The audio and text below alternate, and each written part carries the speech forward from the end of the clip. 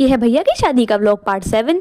जैसा कि आप लोगों ने पिछले व्लॉग में देखा होगा कि हम लोग रात भर फोटो शूट करते हैं, फिर उसका हम लोग चेंज करके नीचे आ जाते हैं और एक कजन भैया का बर्थडे सेलिब्रेट करने लगते हैं।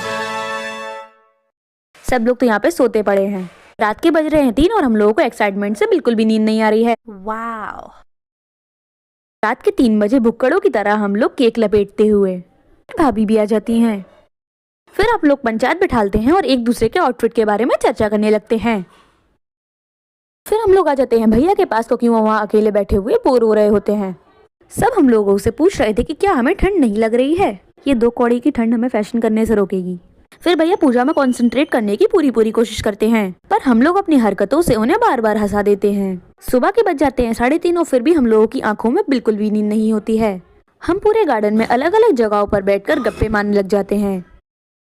हम डिस्कशन कर रहे होते हैं कि हम लोगों को कैसे लड़की वालों की साइड से भैया के जूते बचाने हैं, और हम इसमें बहुत ज़्यादा सफल हो चुके होते हैं, पर भैया खुद ही बोल देते हैं कि छुपा लेने दो उनको।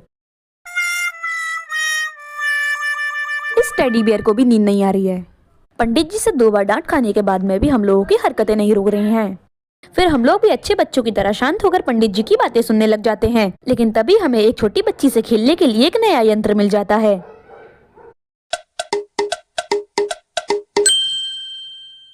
फिर हम लोग एक एक करके इसकी टेस्टिंग करने लगते हैं।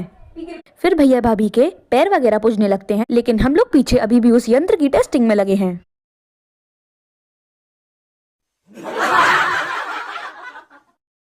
दीदी अपने बचपन को याद कर रही हैं। लगता है भैया का सैलाब अब टूटने वाला है। लगता है भैया के गुस्से का सैलाब अब टूटने वाला है, लेकिन हम लोग अभी भी नहीं थम रहे हैं।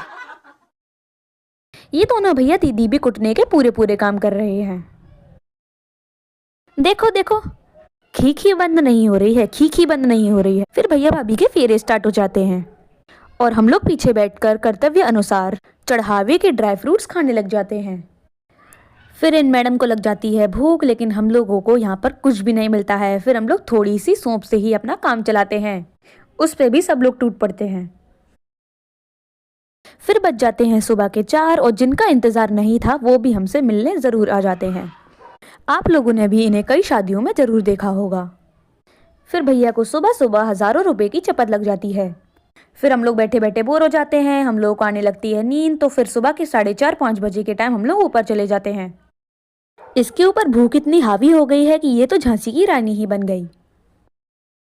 बाकी भैया तो शादी में इतना ज़्यादा थक जाते हैं कि वो तो लिंगेसन के चचेरे भाई लग रहे हैं। अब मैं आप लोगों को मिलूंगी विदाई के बाद के नेक्स्ट व्लॉग में। सब्सक्राइब कर दो, सब्सक्राइब।